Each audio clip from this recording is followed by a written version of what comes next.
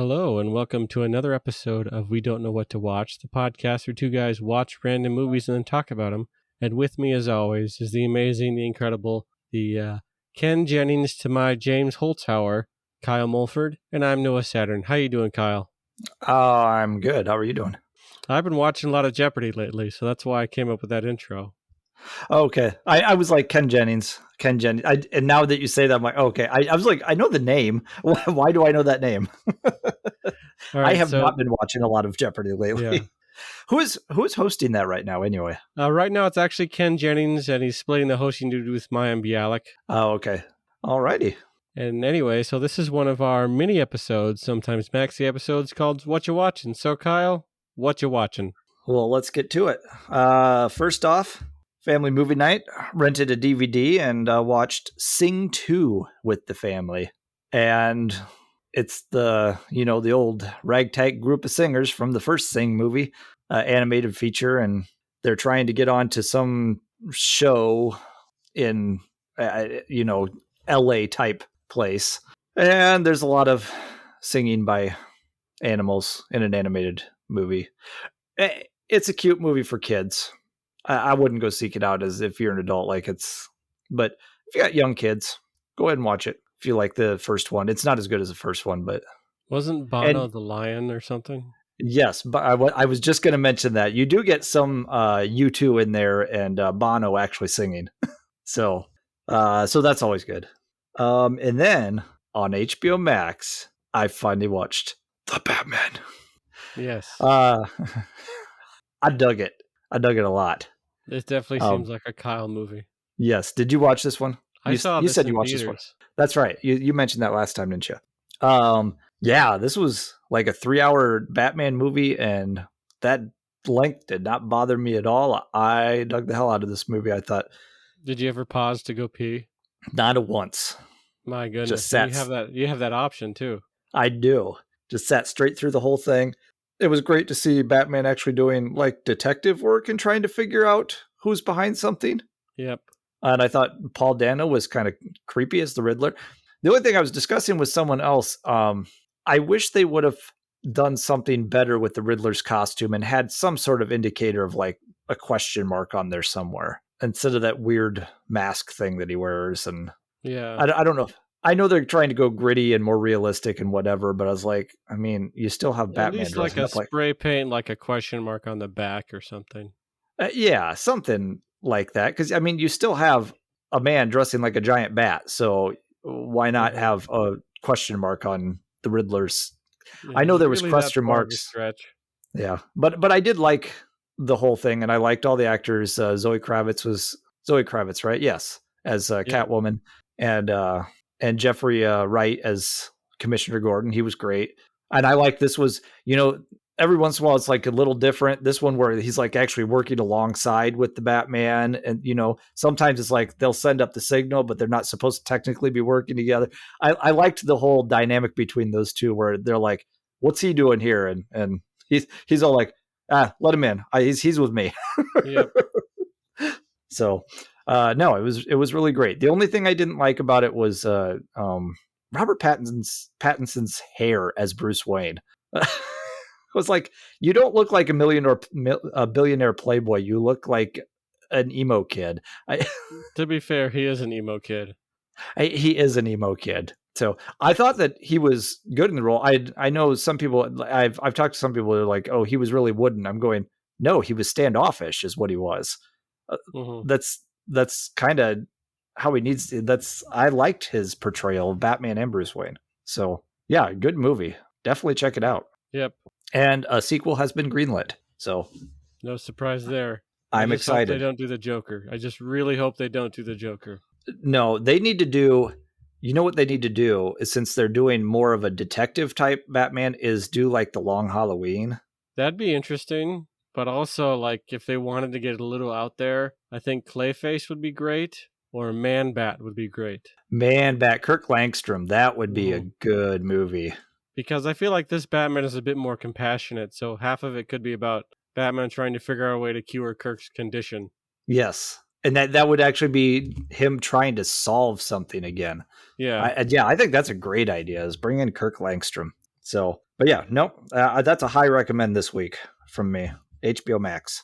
And then I rented a DVD from the library, and I rented Belfast, one of the Oscar nominees. And this is directed by Kenneth Branagh and has Dame Judi Dench in it. And it's about a family living in Belfast in the 60s. And apparently there was a lot of turmoil going on during that time. And there were like, what was it? Protestant IRA, yeah. Well, this was more about the Protestant, neighborhood. the Protestant neighborhoods where Catholics were moving in, and there was a lot of fighting between the two, and like a lot of Protestants going, "Get the hell out of our neighborhood, you damn Catholics!" And a family struggling with that because they were accepting of anybody who wanted to go in, like a good Christian would be, and just kind of them dealing with that. And also there were not a lot of jobs at the time, so the father is going back and forth between there and England, I think. I can't remember where he was going back and forth from, but then and then it's all following kind of a little this boy. It's almost more through his eyes what's going on, and it was really good. I really liked this movie, and I highly recommend this one too. Then my wife and I continued on our quest to try and get done with the chronological MCU movies so we can get to Spider-Man No Way Home. So we rewatched Doctor Strange on Disney Plus, and I dig that movie. It's so cool. It's fun. Yeah, it's just kind of a trippy movie, and I like Benedict Cumberbatch did a great job as Doctor Strange. That was really great casting. So that's still a fun movie if you haven't seen it in a while. Wong as Wong. Yes. 2 Benedicts, and one of them, Benedict Wong, plays Wong, and he's very much good at being kind of the straight man. Yes, I like a lot of the scenes with him in it, especially where like he's in the library and Doctor Strange is like sneaking books from him and everything. So no, that's still a fun movie. And then the next one we watched was Black Panther, and that's still a solid movie. Got T'Challa trying to, after his father died in Civil War, was it? Yes. He goes through the ceremony to become king of Wakanda. Then he finds out that he's got a cousin who he didn't know about outside of Wakanda who comes in and tries to take over the kingdom. And super good movie. So agreed. I'm sure most people have seen that movie, so don't need to say much more. Still holds up real great. Then I rented another DVD and watched House of Gucci from 2021 with Lady Gaga and Jared Leto as Mario. Yes, I was gonna mention the accents. Okay, so you got this is about Gucci, obviously the Gucci family, and you have the 2 brothers. I can't remember what their names are, but played by Al Pacino and Jeremy Irons. Sorry, lost his name for a second there. And then you've got like Darth, what's his face, playing Adam Driver, playing the son. I tell you, my memory is going. I'm getting older, and my memory is going with names. I guess so. Adam Driver plays the son of Jeremy Irons, and he kind of gets. Lady Gaga plays this girl who sees him and kind of like manipulates him into dating her, and she's like after the Gucci fortune, and it's all about their relationship and her kind of taking over. And then Adam Driver's uncle is, and the other guy who started Gucci was Al Pacino. And his son is Jared Leto, and he's got a couple other kids too, but like you mostly see about Jared Leto. And Jared Leto, I have to say, I know that people hate him off screen, but he is a good actor. And I knew that he was in the movie going into it, but as I was watching it, I'm going, isn't Jared Leto in this movie somewhere? And then I looked it up on IMDb while I'm watching the movie. I'm going, that's Jared Leto? What? Yeah, the accents in this movie, I think Ridley Scott was going for kind of comical with it. I think it was intentional. They were very heavy accents. Al Pacino kind of went in and out of the accent. Jeremy Irons just sounded like Jeremy Irons because that's what he does. But it was a good movie, actually. I enjoyed it, and like you said, Jared Leto goes full on Mario. It's me, Jared Leto. And he really does talk like that in this. Amazing. But overall, I enjoyed this movie, and I'd recommend going out and checking it out if it's streaming somewhere or if you can get a hold of it. So then, on top of watching the MCU movies, I decided to rewatch the other Spider-Man movies before watching No Way Home. And so I watched Spider-Man from 2002, and this one, now that we've had Tom Holland, who's an awesome Spider-Man, and Peter Parker, I rewatched Spider-Man, and this is still great. And I remember being blown away when I saw this in the theater in 2002. And it's still a great movie. However, there are scenes with Tobey Maguire as Peter Parker where he is just so incredibly uncomfortably awkward that I can barely watch the screen, because his conversations entail someone talking to him and then him just staring back at them, not responding, with a goofy smile on his face and like bug eyes. It's just like, you're creepy, dude. Go away. So, but overall, I still enjoy this movie. It's a fun origin story for Spider-Man, and it's still a good one to revisit. Still got Willem Dafoe. It does still have Willem Dafoe going crazy. And Bonesaw. Oh, Bonesaw is ready. I got you for 3 minutes. So after that one, I went on to Spider-Man 2 from 2004. And man, this still holds up just as a really solid movie. Spider-Man versus Doc Ock. And then at the end of the movie, of course, that's when Mary Jane learns that Peter Parker is Spider-Man, because they always figure it out. And this has got the great scene on the train where he stops the train and everybody's all, holding him up like Jesus. Like Jesus. We got to get that religious iconography in there. Yep.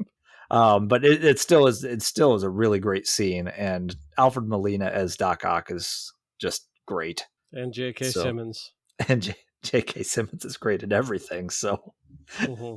But yeah, still a solid movie. Still one of the best Spider-Man movies. Bring me pictures of Spider-Man. He's a menace. He's a menace. Spider's a menace. I think people still argue that this is like the best Spider-Man movie and like nothing will top it. I'm going, I don't know. I really like Tom Holland, and I think one or two of his movies might rank right up there with it. And then you have Into the Spider-Verse, which is amazing. So there are some Spider-Man movies that are competing with this one now, in my opinion. And then I finished the Back to the Future trilogy with Back to the Future Part 3, showing that to my family on family movie nights. And I really dig this movie. I like the whole trilogy as a whole. The second movie, way back when all these came out, was never my favorite. It was always number 1, then number 3, then number 2. Now rewatching them after so many years, it's still number 1, number 3, number 2 for me. Got Doc Brown and Marty McFly in the Old West. Marty McFly, aka Clint Eastwood. Yes. And then you have the creepy kid on the train at the end, pointing it to his crotch. Oh boy. These are my kids, Jules and Vern. And then you get the addition of Mary Steenburgen, and she's a good addition to anything. Agreed. So, yeah, you got the Back to the Future crew in the Old West. What's better than that? I love it. And then finally, on Amazon Prime, for the first time ever, I watched a little 3-hour and 15-minute movie called Titanic. This is my first time around from 1997 when it was everywhere. Yes. Well, here's the story. 1997, in the fall, I was a freshman in college. So this movie comes out, and I'm a big Star Wars nerd, and I'm that stupid kid who goes, oh God, everyone's going, like, all the girls are going to see this like 20 times. It's like, and then it like beat it in the box office, and I'm like ticked off at this movie because I'm a stupid, 19-year-old that doesn't know any better than to just go, well, if maybe it's a good movie, that's why everyone's seeing it.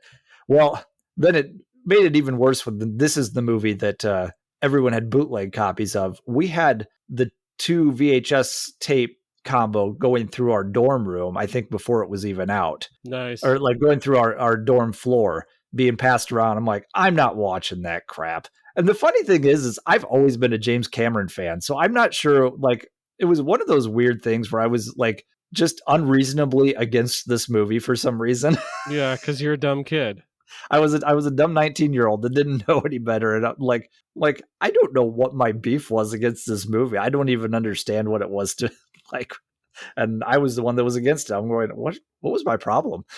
But I finally watched, because then after that, I never watched it not because I didn't want to. It was like, well, everyone thinks it's a great movie, so I should watch it sometime. And then I kept looking at the 3 hour and 15-minute runtime. I'm like, not today.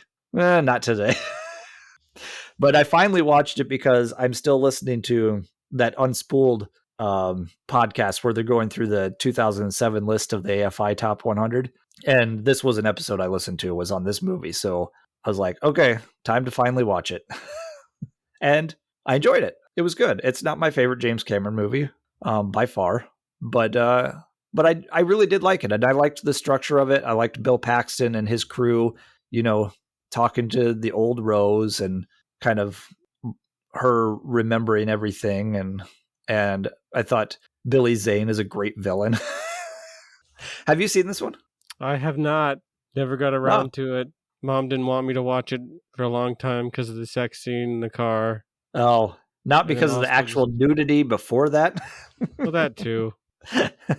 Saw pieces of it on TV. Yeah, so, yeah, it's a good movie. It's a good, solid movie. Solid as an iceberg. Oh, too soon? It's been over 100 years. So, anyway. And by the way, both of them could fit on the door. It didn't bother me. I was in the moment and I didn't care. Yeah. So it doesn't make sense for the story. Yeah. So I was like, it's fine. That didn't bother me, because it was enough for me that they actually tried once and they couldn't balance on it. And, I've been talking to people, even my wife, and they're like, well, yeah, but survival instinct would kick in and you would make it balance and you would both get on because there's enough room. I'm going, they even had said in there that they're in like 30-degree water. Your muscles are going to like tense up. And if you can't balance just by hopping on it, there's no way you're going to get that thing to balance. And you're just going to both end up freezing to death.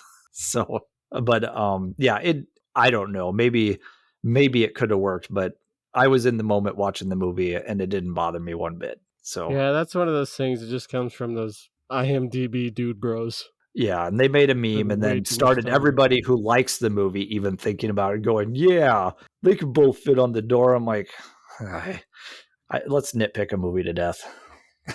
But there are things that I nitpick about other movies, so I can't entirely blame them. I think that movie did okay. It was only the highest grossing movie of all time for almost a decade, only to be beaten by another James Cameron movie. Which was actually my least favorite James Cameron movie. Oh, yeah. Well, too bad Avatar. We're getting another one. Yeah, I know. Of all of the movies that he's going to do sequels for, I know he did Terminator 2, so he's done a sequel before, but of all the movies to do a sequel to, he chooses to do a sequel to my least favorite James Cameron movie. Who knows? Maybe this film would be crazy. Yeah. But anyway, that's what I have been watching. Well, I do have before I go into my movies, I do have a brief story about Spider-Man. Oh, yeah? 2002. Are you Spider-Man? Well, I was obsessed with Spider-Man at the time because I would just watch constant reruns of the 1990s Spider-Man cartoon on Saturday mornings. It was like that and Superman the Animated Series and then Batman the Animated Series and the Justice League cartoon. I was all over those. Yeah. And then I was really excited to see the movie, right? Because it's Spider-Man on the big screen. Yeah. But I was 9 years old and it was PG-13. So Mom said no. Oh, no. I was super angry. I was so angry I wrote a letter to Sony. Angry at them for making it PG-13? Yes. That's awesome. Talking about how they were alienating a huge part of the audience. That's great. Yeah, that's funny because my daughter around that age or a little bit younger, like 7, 8, she got on a big Spider-Man kick, but this was way down the road. So we owned the 3 Spider-Man movies from Sam Raimi and she watched all 3 of those 100 times, and she watched the 90s Spider-Man cartoon and she even watched some of the 60s Spider-Man cartoon. She was full on into Spider-Man at the time, but she loved those Sam Raimi movies. So did you get to see it when it came out on VHS or DVD or whatever? Yeah, well, it was like a few years later. But I remember I had a friend who saw the movie like opening weekend, so I just asked him about it and he gave me all the details. Nice.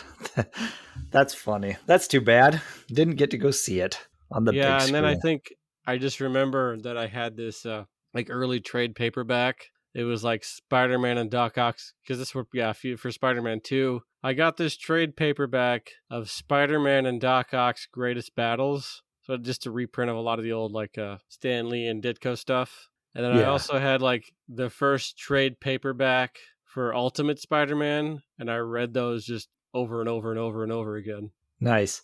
Yeah, they do that a lot of times when comic book movies are coming out, because I think when Spider-Man 3 came out, I bought a trade of a bunch of stories of that. I bought two different trades. One was a bunch of Spider-Man Sandman stories, and one was a bunch of Spider-Man Venom stories. So, and then when Shang-Chi actually came out, I was like, I don't know this character very well. And I went to Barnes and Noble and they had like a collection of Shang-Chi stories. So I was like, oh, I'll get this one too. It had like 4 different comics in there from different eras of Shang-Chi. So they do that a lot. And I kind of like that. Yeah, it makes sense. You know, so yeah, just those are my very important Spider-Man related memories. Also, nice. Spider-Man 2, the video game, is still awesome. What was that on? That was on PlayStation 4, GameCube, I think Xbox. Even Oh, PlayStation okay. 2. Oh, and Spider-Man for the PlayStation 4 is awesome too. Like that's one of the most spectacular games ever. Yeah, but Spider-Man 2, the video game, is narrated by Bruce Campbell. That's amazing. He does all the tutorials. That's awesome. Sweet. And he says, you can't come in the theater. Basically. So anyway, now I suppose I should probably talk about the movies I watched. So first one up, probably a movie I had no idea about, but then immediately I saw the trailer, just like, I need to see this. It was The Unbearable Weight of Massive Talent, starring Nicolas Cage and Pedro Pascal. Nicolas Cage as Nic Cage. Nicolas Cage as Nic Cage. Please tell me this is as amazing as it looks. It is, and it very much comes from a place of love for Nic Cage. And also he's in on the joke, but it's really sincere as well, because as a almost sincere that, yeah, he's had some tough times in his career, but at the end of the day, he's still a very good actor, and he still has an Oscar for a good reason. Yeah. Well, I even saw recently, this must be like a kick he's on, just going, hey, look, I know what I've done. Because he had an interview recently that I read, and I don't remember what magazine it was for. You know, it was one of those Vanity Fair or one of those magazines. And in the interview, he talked about, yeah, I've gotten into money trouble and this and that. And he said, I never wanted to file bankruptcy. I don't want to do that. I want to work my way out of this and get myself out of trouble. And he said, I took movies just for the money, but he said, I never slept walked or phoned in a performance. He said, I looked for stuff that I wanted to do and I tried to make it the best I could. But yeah, some of them were bad movies but I still gave it my all. So I was like, I had a lot of respect for him, because he's like, instead of filing bankruptcy, he went out and got more work and tried to, but still didn't just do one of those things where a lot of them go, I'll go do this movie for a quick buck, and then just go, I don't need to really act in this. He actually, acted in all of those movies. We call that the Steven Seagal method. Oh, Steven Seagal. But yeah, so this was great because he has moments where he talks to a younger version of himself named Nicky, who's just like he was out of Wild at Heart. So 90s, late 80s, early 90s Nic Cage talking to current day Nic Cage. Nice. And the whole plot is that he's, he doesn't have that much money. He doesn't have a very good relationship with his ex-wife or with his daughter. So then he gets a call from his agent, and after not getting a big part that he really wanted, his agent says, all right, so this rich guy is going to pay you $1 million to come to his birthday party and celebrate with him. He's like, I don't want to do it. Then he goes to his accountant, and he's like, all right, I'm doing it. So when it starts, awesome. And then this rich guy is runs a winery or something in really beautiful Spain, and played by Pedro Pascal, who's his biggest fan. But then it starts out where he's only there for the money, but then over the course of the film, they actually become pretty good friends. And then, of course, there's a surprising action plot there because they think that because two people from the CIA, played by Ike Barinholtz and Tiffany Haddish, think that Pedro Pascal's character is also like a human trafficker and like a gun runner. So then he has to like investigate and kind of like pretend to be a spy and get in these weird situations. Nice. Like This sounds fun. At one point he almost gets like knocked out from like this poison or something he accidentally used on himself when he was supposed to use on somebody else. He's like, wait, oh no, he's almost gone. He's almost dead. What do we do? And then Tiffany Haddish just says, Nicholas, action. And then he wakes up. That's awesome. It's so great. Definitely a bit of an action plot there. It's really fun. And also, it's only an hour and 46 minutes, so it's under 2 hours, and it's still very satisfying as an experience. Very nice. Yeah, I'm gonna seek this one out at some point. So. And next, I watched Paddington. That is. I had never seen Paddington. It's amazing. Yes, it's really sweet. It makes you want to eat some marmalade. It does. It may be one of the sweetest movies ever. Yes, and I really love Paddington, especially when he does the hard stare at Mr. Brown for the first time. And Ben Whishaw does a great job with Paddington. He definitely captures the innocence, but he's not stupid.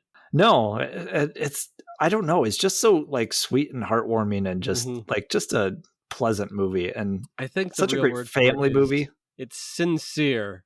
Yes. And it's not afraid to be sincere, which is hard to do when you could just be like, well, that just happened, or just kind of be, it doesn't make a lot of, there's no meta jokes making fun of the situation. There's no sarcasm. It is just pure sincerity, which is really hard to do. It really is. And have you seen the sequel yet? Oh, we'll get to that one later, buddy. Oh, okay. Next, I watched $1 Million Legs, which is like a W.C. Fields pre-code 1930s comedy where he's supposed to be like the world's strongest man, and then there's like a lady there who's trying to distract him from like competing well in the Olympics. It's very goofy, and there's drugs, sex. It's because pre-code you could get away with a lot more, so it's just kind of fun for that variety. Just how it can be a little dirty in a great sort of way. Awesome. And lastly, I watched the movie that is rated 100% on Rotten Tomatoes, Paddington 2. And they captured the magic again. Which is, I don't know how, but they did it. I would argue it's even better because it has Hugh Grant as this absolutely delightful villain. Yes. Well, and then all the prison stuff too, where he's like cooking in the kitchen and stuff. And with Brendan Gleeson. Yes. And that whole storyline coming back around in the end with Brendan Gleeson. Paddington and Paddington 2 are like, those movies are like national treasures. Absolutely. And anyone who has children, if you have not watched that with your family, please do. Because they are, like you said, they are the most sincere, just sweet family movies you could ask for. Yes. I need to revisit those soon. It's been too long. And the credit sequence where we finally get to see Hugh Grant in prison doing this great tap number. Because wasn't he like an actor or something with like a bunch of things in his attic, like costumes and stuff in his attic? And then he would always like talk to himself in the different personas and different characters. Yeah. Oh, gotta love Hugh Grant. I wish he'd kind of do more. I'd love to see him in more roles like that. Just really kind of embrace the cheese and just go for it. Yeah. Those are always fun. I'd love to see him. His acting in that very much reminded me of like the bad guy in a Muppet movie. Oh, yeah, I could see that. Yeah. Yeah. So it felt like this could very easily be that villain could very easily fit into the Muppets. I'd like to see Paddington join the Muppets. That'd be great. Paddington 3, Muppet Studios. Paddington 3, Muppet Mayhem. Sweet. Sweet as marmalade. Exactly. Well, cool. That's is that everything? That's all. Just 4 from me. I wanted to get to the Northman, but just wasn't able to get to it. The new Robert Eggers. Yes. I haven't even watched a trailer for that. I find his movies interesting. I don't know if I 100% like them, but they are an experiment, and I appreciate his craft. So this one's supposed to be more of a Viking action movie. So I will definitely check this one out. He is a director that I do like. I am intrigued by, even if I don't fully love his movies. I still watch his stuff because he's an interesting director. Yep. So, is that something you're gonna watch soon? What do you got on the docket to watch? Well, the first thing coming up is, as we're recording, Doctor Strange is just coming out for its opening weekend for Doctor Strange in the Multiverse of Madness. Yes, directed that's by true. Sam Raimi. So it'll be fun to see that. So I'll probably try and squeeze that one in over the weekend. That's my biggest priority. Sweet. I am going to try and revisit 2001 because I listened to that Unspooled podcast, and I am a huge Kubrick fan. But a year or two ago, I watched 2001. I just didn't care for it. And so I'll be interested to like kind of try this one again and give it another shot because I am a huge Kubrick fan. I love his work, so I'm gonna give this one another shot. There is a absolutely fascinating and beautiful. It's hard to find, but if you can find it, there was Marvel did a special Treasury edition where it was an adaptation of the movie in probably like the late 70s, and it's drawn by Jack Kirby, and he also got to write it, and he also got to color it, which is pretty rare. You never see Jack Kirby coloring his own work. Huh. And it is gorgeous from beginning to end. That's awesome. I'll have to seek that out. Speaking of seeking out, you can seek us out online on Twitter at AwesomeKM. And I'm at Noah_Saturn. That is spelled SATERN. And we're on Instagram at We Don't Know What to Watch. And you can email us at We Don't Know What to Watch at gmail.com. And until next time, like, subscribe, do all that stuff, and go eat a marmalade sandwich and keep watching. Open the pod bay doors, Hal. Please.